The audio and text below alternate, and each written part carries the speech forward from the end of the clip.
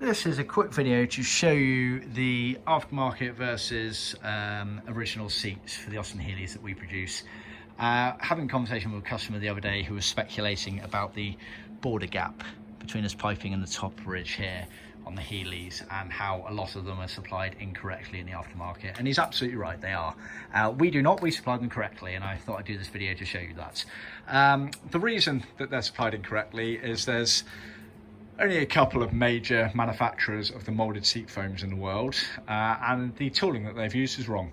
They've made the border a lot narrower than it should be, and they've made their seat covers to suit those foams, whereas we have not. So our seat covers are directly patterned from originals, have been for 40 years. We do still use those aftermarket seat foams, we just alter them. At the price they cost and the extra bit of work it takes to alter them, which any competent trimmer or someone with a bit of know-how to them should be able to do without much hassle. It's a bit of a pain, but it is what it is. And so yeah, let's show you. So these are blue with a bit of dust seats are from Austin Healey BN2. Strictly speaking, they are correct for the BN1s, BN2s and the early BN4s up to chassis number 68,959. These came out of a BN2 and they are very much original. The red seats, they are aftermarket ones that we have made using aftermarket frames, foams, bases, and the covers are ours as well, and we've trimmed them up. They're the same model range as the blue ones, so they're BN1, BN2 and BN4. The black ones here are the late BN4s, BN6s, BN7s, BT7s, BJ7s. This video, strictly speaking, doesn't apply to BJ8s, but the principle is still the same. Again, these black ones we have trimmed up using all aftermarket things, including our own seat covers. So let's get the measurement, shall we? I've got my flexible tape measure here. Bear with me.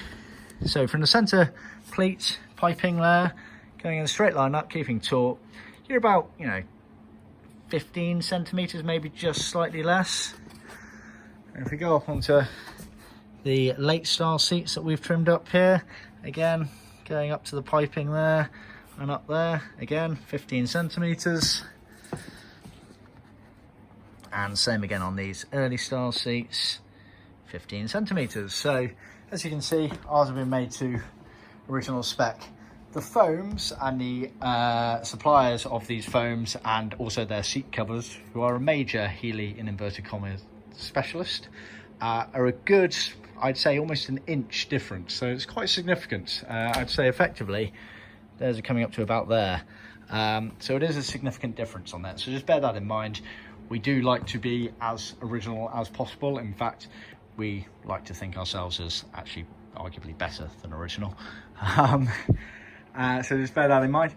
Also in this conversation, customer, and again, semi-rightfully speaking, was saying, oh, well, the original seats were quite a bit flatter and the foams were quite a bit flatter, which you can see they are. Ours are, should we say, nice and plump. And I would say that is definitely down to the age. You're comparing something that if I took that seat cover off there, the foam would just disintegrate underneath it. The only thing keeping that foam in place is that seat cover. So I would say that latter point is a bit of a null and void argument. The fact of the matter is, it's like saying originally the seats had a massive dip inside of them, when actually they didn't. It's the fact that someone's been sat in them for X amount of years and then not sat in them and the foams have started falling apart. So it's a bit of a odd argument, that one, with regards to the flatness of the foam. So I would say the foams on those, yeah, they're probably plumper than they necessarily should be compared to original one, but that's the way you want it. They're only going to go one way in the course of things, and in all honesty, that looks lovely the way it buckets round on there. So just bear that in mind. Pick and choose your battles with originality. There's certain elements you can absolutely say 100% are meant to be a certain way, i.e. the border distance there, but the other elements, you're never going to be able to prove it. You simply cannot see a set of seats that were made in the 1950s in their original condition unless you've kept it in an airtight container. So there are certain elements you'll just never know the answer to. So like I say, pick your battles. I mean, if you want to make it nice and flat, then trim it to the frame and you'll have a rather uncomfortable seat.